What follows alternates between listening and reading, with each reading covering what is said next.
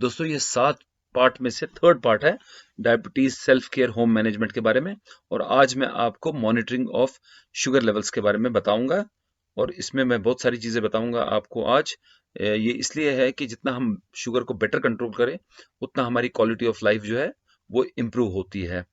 और जो मैं आज क्वेश्चन एड्रेस करूंगा आज वो हैं कि ब्लड शुगर नॉर्मल क्या है, लेवल्स क्या हैं, शुगर के लिए कौन से टेस्ट किए जाए, टेस्ट कैसे किए जाएं और कैसे उनको मॉनिटर किया जाए, ग्लूकोमीटर को कैसे यूज किया जाए या और कोई तरीके क्या हैं, अगर शुगर लो या हाई हो तो कैसे अलर्ट पता चले हमको और इन पर कैसे हम एक्ट करें।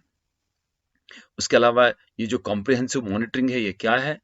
और फाइनली 7वां क्वेश्चन जो हम एड्रेस करेंगे वो है कि ये मॉनिटरिंग के शुगर के मॉनिटरिंग के क्या बेनिफिट्स हैं। तो चलिए हम इन सबको एक एक करके एड्रेस करते हैं। चलिए स्टार्ट करते हैं वीडियो। पहले नंबर पर आता है कि शुगर टेस्ट्स क्या है, नॉर्मल वैल्यूज क्या है। पहले तो शुगर फास्टिंग, अगर शुगर देखा जाए वो 80 से लेकर 130 मिलीग्राम तक होना चाहिए। ये हम बात कर रहे हैं जो शुगर पेशेंट्स हैं जिनका इलाज चल रहा है। पीपी जो शुगर है, खाने के बाद का शुगर, वो 180 से कम रहना चाहिए। और HbA1c जो है, जिसको हम हीमोग्लोबिन A1c बोलते हैं, जो 3 महीने का रिकॉर्ड है, वो 7% या 7% से कम हो रहना चाहिए। दूसरा जो क्वेश्चन हम एड्रेस करेंगे वो ये है कि और क्या टेस्ट हैं जो हम करने चाहिए। इसमें ये मैं बताऊं कि एक structured self monitoring of blood glucose हम करते हैं।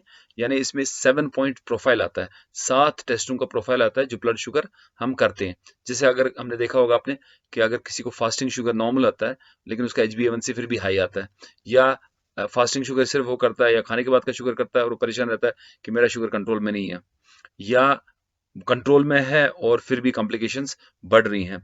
इसलिए हम ये समझते हैं कि एक 7 पॉइंट प्रोफाइल किया जाए। इस 7 पॉइंट प्रोफाइल में क्या क्या आता है, इसमें आता है एक फास्टिंग शुगर, एक आता है प्री प्रैंडियल लंच से पहले, एक आता है डिनर से पहले, और एक आता है सुबह ब्रेकफास्ट के बाद का पोस्ट प्रैंडियल, एक आता है लंच के बाद का पोस्ट प्रैंडियल, एक आता है डिनर के बाद का पोस्ट प्रैंडियल। उसके अलावा एक 3 AM रिकमेंडेशन में है कि बेड टाइम किया जाए, लेकिन मैं रिकमेंड करता हूँ कि 3 AM पे किया जाए, यानी रात के 3 बजे उठ के अलार्म रखे उठ के किया जाए। ये 7 टेस्ट हैं। ये कब किए जाए, मेरे हिसाब से ये टेस्ट जो हैं आप कर सकते हैं हर 4-4 दिन के बाद। यानी आज अगर आपने फास्टिंग शुगर किया है, 4 दिन के बाद आप करेंगे पोस्ट प्रैंडियल ब्रेकफास्ट के 2 घंटे के बाद, और 4 दिन वेट करने के बाद आप करेंगे लंच से पहले का प्री लंच RBS। उसके बाद आप 4 दिन और वेट करेंगे और लंच के 2 घंटे के बाद करेंगे, और 4 दिन वेट करने के बाद आप डिनर से पहले करेंगे शुगर, और 4 दिन के बाद डिनर के 2 घंटे के बाद करेंगे, और 4 दिन के बाद जैसे मैंने बताया अलार्म रख के 3 बजे उठ के टेस्ट करेंगे। ये कितने टेस्ट बनते हैं, ये टोटल 7 टेस्ट बनते हैं। और ये कितना टाइम लगता है, 7 4 28, 28 दिन, यानी 1 महीने में आपके पास 7 टेस्ट हैं, लेकिन ये पूरे 24 घंटे को कवर कर रहे हैं। और आपको एक पूरे 24 घंटे का रिकॉर्ड मिल रहा है कि 1 महीने के अंदर आपके शुगर कैसे रहे। और अगर ये पूरे 24 घंटे के टेस्ट सारे ठीक रहे और ये कंटिन्यूसली 3 महीने अगर आपका ठीक रहता है, तब जाके HbA1c जो है वो 7% से कम रहता है।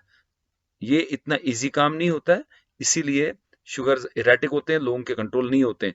तो ये सारे रीडिंग्स अगर या मैक्सिमम रीडिंग्स इसमें से आप कंट्रोल कर सकें तो आपका शुगर जो है वो नॉर्मल पे आएगा, HbA1c नॉर्मल पे आएगा और कॉम्प्लिकेशन रेट बहुत कम रहेगी। इस अप्रोच से जो इमोशनल ट्रिगर्स होते हैं, जैसे हमारा शुगर एक नॉर्मल आता है तो हम प्राइड हो जाता है, हमको घमंड हो जाता है कि मेरा शुगर तो नॉर्मल है, या एम्बेरसमेंट होती है शुगर हमारा जी फास्टिंग बहुत ज़्यादा आ गया, या डिसअपॉइंट हो जाते हैं कि हम शुगर कंट्रोल नहीं कर सकें, या गुस्सा आता है।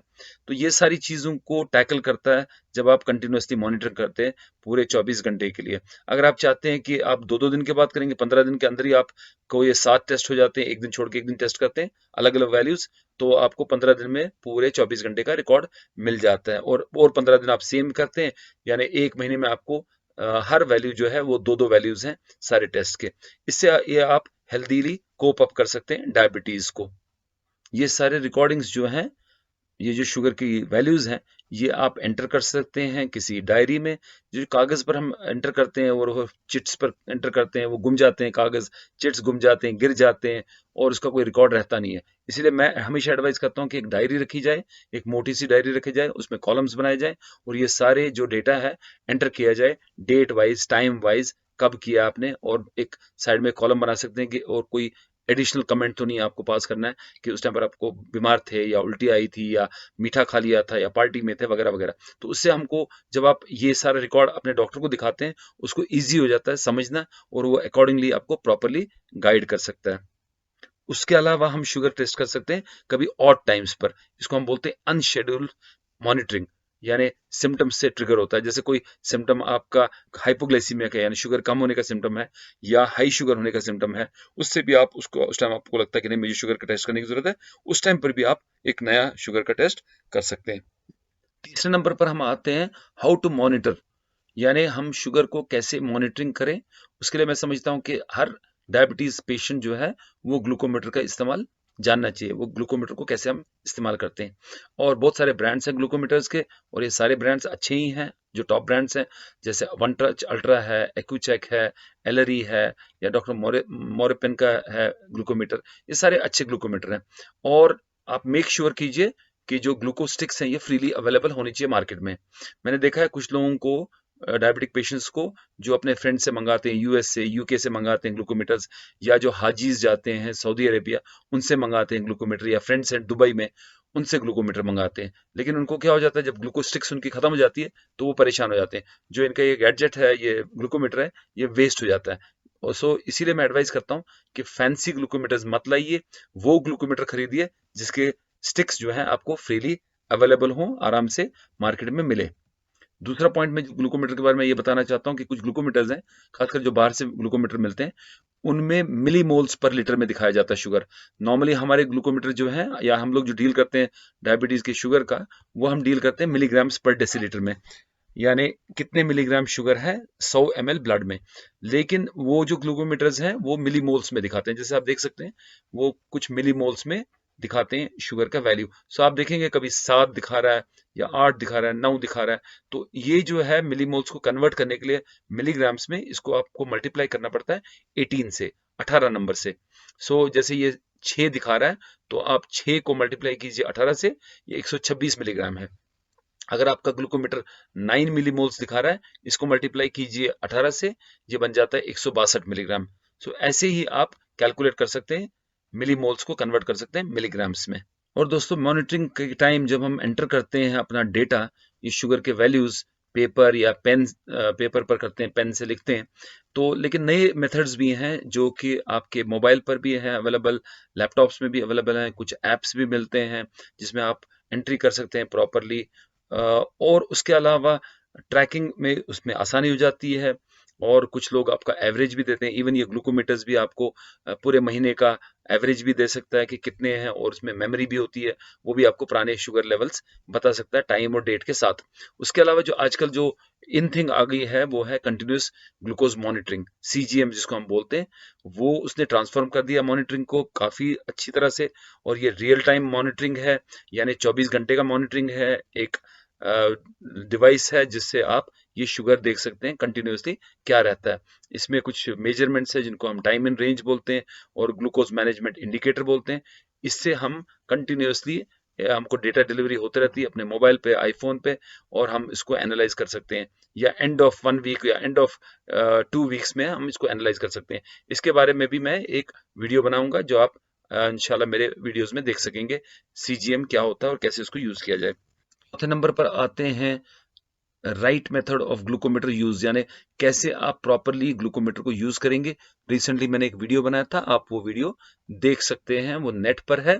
इसका थंबनेल आप अभी देख रहे हैं, इसी को ट्रैक कीजिए आपने मेरे चैनल में, या जो ये इसका डिस्क्रिप्शन है इस वीडियो का, इसमें आप लिंक देख सकते हैं नीचे। वो लिंक आप क्लिक कीजिए और देखिए कि कैसे ग्लूकोमीटर को यूज किया जाता है। पांचवें नंबर पर आते हैं हम अलर्ट्स पर, और क्या करना चाहिए। अलर्ट मतलब जैसे शुगर लो हो जाए तो क्या करना चाहिए, और अगर हाई हो तो क्या करना चाहिए। जैसे अगर शुगर लो हो जाए, फास्टिंग शुगर किसी का 70 से कम हो जाए, या खाने के बाद का शुगर 100 से कम हो जाए, तो उस सूरत में आपको सिम्टम्स होंगे हाइपोग्लाइसीमिया के। हाइपोग्लाइसीमिया का मतलब है कि जैसे शुगर जब लो होता है तो स्वेटिंग हो जाती है, पसीना आता है, पैल्पिटेशन होती है, दिल घबराता है, कमजोरी फील होती है, गिडीनेस फील होता है, चक्कर आते हैं, सर में दर्द होती है, भूख लगती है, और आहिस्ते आहिस्ते ड्राउजी हो जाता है इंसान, और सुस्त हो जाता है, और यहाँ तक कि अगर शुगर बहुत लो हो जाए, यानी जिसको हम सीवियर हाइपोग्लाइसीमिया बोलते हैं, जब शुगर लेवल जो है 54 मिलीग्राम से भी कम हो जाए तो आदमी ड्राउजी होकर कोमा में भी जा सकता है। तो ये डेंजरस है और इसको अवॉइड करने की ज़रूरत है। और अगर हम अलर्ट हो जाएं, पहले ही अलर्ट हो जाएं कि हमारे को ये सिम्टम्स हो रहे हैं या हमने ग्लूकोमीटर से चेक किया और हमको पता चला कि हमारे शुगर कम हो रहा है, उस सूरत में हम, अगर खाने का टाइम होगा तो खाना खा लीजिए, लंच या डिनर का टाइम होगा या सुबह की चाय या 4 बजे की चाय का टाइम होगा तो वो खा लीजिए। और उसके अलावा अगर वो ऑड टाइम पर हो गया है शुगर लो, तो उस सूरत में कोई भी मीठी चीज़ जो घर में आपके अवेलेबल है वो आप खा सकते हैं। जैसे आपने जूस पी लिया या नॉन डाइट जो पेप्सी है, कोका कोला है, वो पी लिया, या अगर कोई कुछ भी नहीं है तो चीनी आपने पानी में मिला के पी ली, या आपके घर में पेस्ट्री वगैरह है या मिठाई है, बर्फी है, या कोई बहुत मीठा मेवा है तो वो आप खा सकते हैं, या केले 2-3 है वो खा लिए। उससे आपका शुगर जो है फिर से नॉर्मल पे आ जाएगा और ये सिम्टम्स जो है हाइपोग्लाइसीमिया के, ये रिवर्ट हो जाएंगे। लेकिन क्या ये ट्रीटमेंट है? नहीं। जैसे मैंने पहले भी बताया, ये फाइनल ट्रीटमेंट नहीं है, ये टेम्पररली आपने हाइपोग्लाइसीमिया को ओवरकम कर लिया।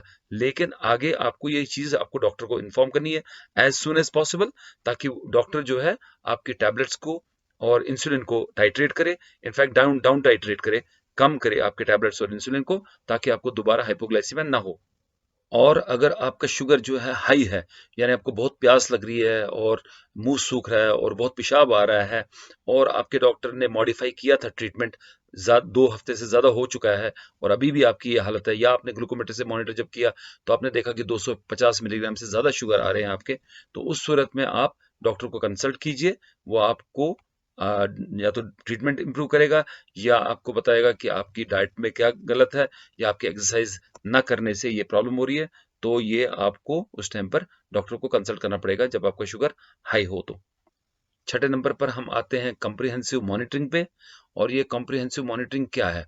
जैसे आप दोस्तों जानते हो कि डायबिटीज में खाली शुगर देखना ही इम्पोर्टेंट नहीं है, क्योंकि उसमें बहुत सारे पेशेंट्स को ब्लड प्रेशर भी हाई होता है, बहुत लोगों की जो न्यूट्रिशनल इनटेक है उस पे एड्रेस करना है उसको। सो आपको ब्लड प्रेशर चेक करना है, आपको एक्टिविटी देखनी है आपकी सही है कि नहीं, आपको ये देखना है कि आपने क्या खाया सुबह से शाम तक, इस चीज़ को मॉनिटर करना है, आपको वेट को मॉनिटर करना है, आपकी दवाइयों को मॉनिटर करना है, आपके फीट, आपके पैर, आपके स्किन, इनफैक्ट आपको मूड ठीक है कि नहीं है, अच्छा मूड रखना है, खुश रहना है, स्लीप अच्छी होनी चाहिए। जैसे मैं हमेशा बोलता हूँ कि 6 से 9 घंटे तक सोना है आपको, कम से कम एवरेज 7-8 घंटे तो सोना ही है, और वो अनडिस्टर्ब स्लीप हो और वो सेम टाइम पर स्लीप हो।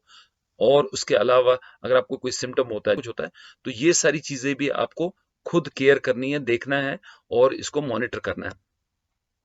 7वें नंबर पर हम आते हैं, बेनिफिट्स क्या है, ये जो मॉनिटरिंग हम कर रहे हैं इसके क्या फायदे हैं। जैसे मैंने आपको बताया, इससे नंबर 1 आपको लो और हाई शुगर लेवल पता चलेगा।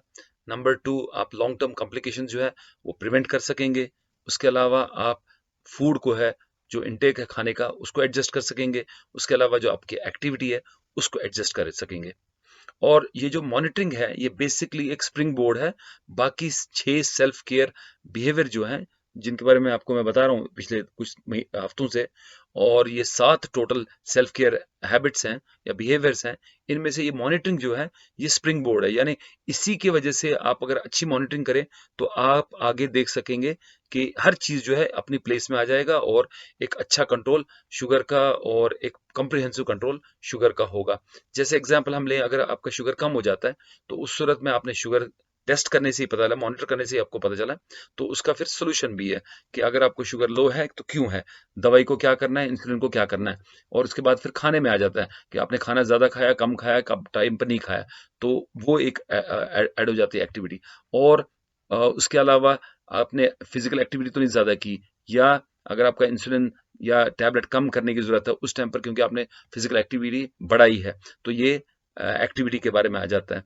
और खाने में आपको क्या खाना है और कैसे खाना है, ये हेल्दी ईटिंग के बारे में आ जाता है। उसके अलावा जो मेडिसिन है, जो जैसे मैं नेक्स्ट वीडियो में आपको बताना चाहूंगा कि मेडिकेशन के बारे में या दवाइयों के बारे में कैसे कंप्लायंस बढ़ाया जाए, तो उसमें भी कभी दवाई हमको चेंज करनी पड़ती है, ऐसी दवाई को चेंज करना पड़ता है जो हाइपोग्लाइसीमिया करता है जल्दी से, उसको चेंज करके ऐसी दवाई रखनी पड़ती है जो हाइपोग्लाइसीमिया न्यूट्रल है, यानी वो हाइपोग्लाइसीमिया लो शुगर नहीं करता है।